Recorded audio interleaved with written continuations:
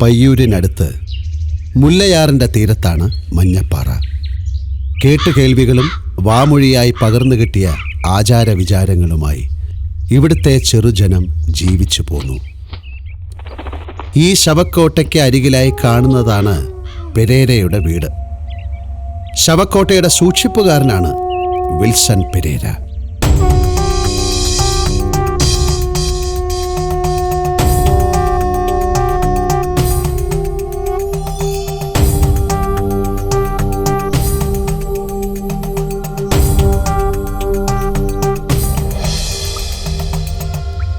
Pereira ഒരു പ്രത്യേക തരക്കാരനായിരുന്നു. സ്വന്തം വിശ്വാസങ്ങളും സങ്കല്പങ്ങളുമായി വീട്ടിൽ ഒതുങ്ങിക്കഴിയുന്നതാണ് പെരേരയ്ക്കിഷ്ടം. പാചകകലയിൽ അതിനിപുണനാണ് പെരേര. നിറങ്ങളും വെളിച്ചവുമായി നിന്ന മേഘമാലകൾക്ക് താഴെ എന്തിനേയും പെരേരയ്ക്ക് ഇഷ്ടമായിരുന്നു. പുൽച്ചാടിയായാലും പൂമീനായാലും വല്ലാത്തൊരിഷ്ടം. ഇതെല്ലാം പെരേരയുടെ ഒടുങ്ങിപ്പോയ പ്രിയപ്പെട്ടവരുടെ ചിത്രങ്ങളാണ്. ചില നേരങ്ങളിൽ ചുറ്റിലും ഇവയുടെ സാന്നിധ്യം പെരേര അനുഭവിച്ചിരുന്നു. ഇതാണ് പെരേര. പഞ്ഞിപ്പൂ മുടിയുള്ള ഉണങ്ങിയ കൈകാലുകളും വളഞ്ഞ ഉടലുമുള്ള പെരേര. പെരേര ഇന്ന് അങ്ങേയറ്റം ക്ഷീണിതനും ദുഃഖിതനുമാണ്. മറ്റാർക്കും തന്നെ അറിയാത്തതാണ് ഈ പെരേരയുടെ സങ്കടങ്ങൾ. അവ ഉറവകളായി മുഖക്കോണുകളിൽ ഒലിച്ചിറങ്ങി വീണു പൊട്ടി. പെരേരയുടെ കൊച്ചു പൂമീനുകൾ ചുവരിലെ ചിത്രമാവുകയാണ്. ഇന്നലെ വരെ എല്ലാം ശാന്തമായിരുന്നു. കഴിഞ്ഞു പോയത് വല്ലാത്തൊരു രാത്രിയാണ്. കാറ്റും മഴയും മിന്നലും കാടിളക്കി വന്ന രാത്രി.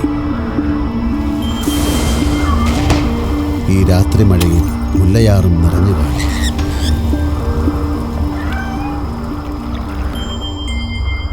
രാത്രിയിൽ എപ്പോഴോ എല്ലാം ശാന്തമായി.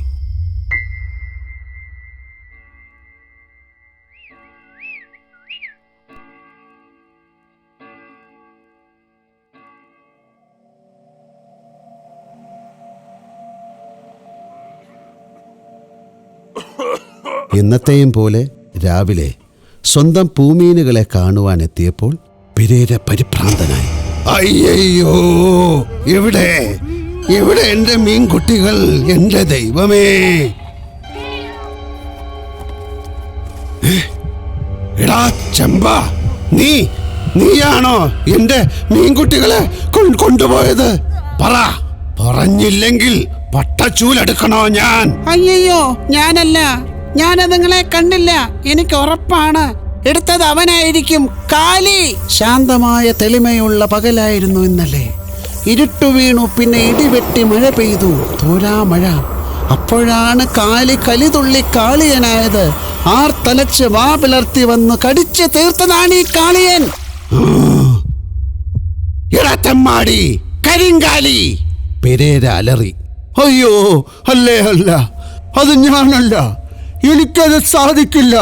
ഞാനല്ല. മഴ പൊട്ടും മുമ്പ് കളിച്ച് രസിക്കുകയായിരുന്നു മീൻകുട്ടികൾ.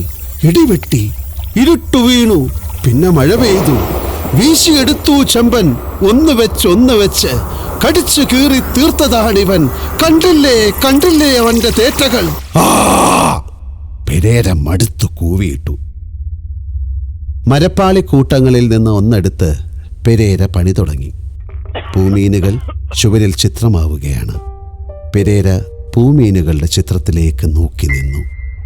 ആരാണെൻ്റെ മീൻകുട്ടികളെ എടുത്തത്?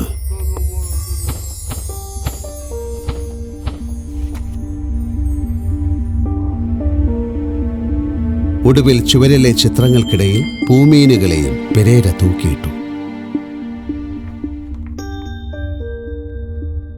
സത്യം ആരുടേതാണ്? ഒന്ന് എൻ്റേത്, എൻ്റെ സ്വന്തം. രണ്ട് ചുറ്റുമുള്ളവരുടേത്. അവർ നിർമ്മിക്കുന്നത്, അവരെ രക്ഷിക്കുന്നത്, അവരെ ആഹ്ലാദിപ്പിക്കുന്നത്. ഇനിയുമുണ്ട് ഒന്ന്. അതാവാം സത്യം, സത്യമായ സത്യം.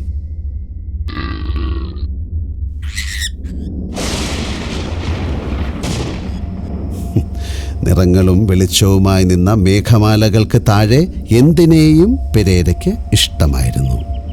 പുൽച്ചാടിയായാലും പൂമീനായാലും കൊതിമാറാത്തൊരിഷ്ടം.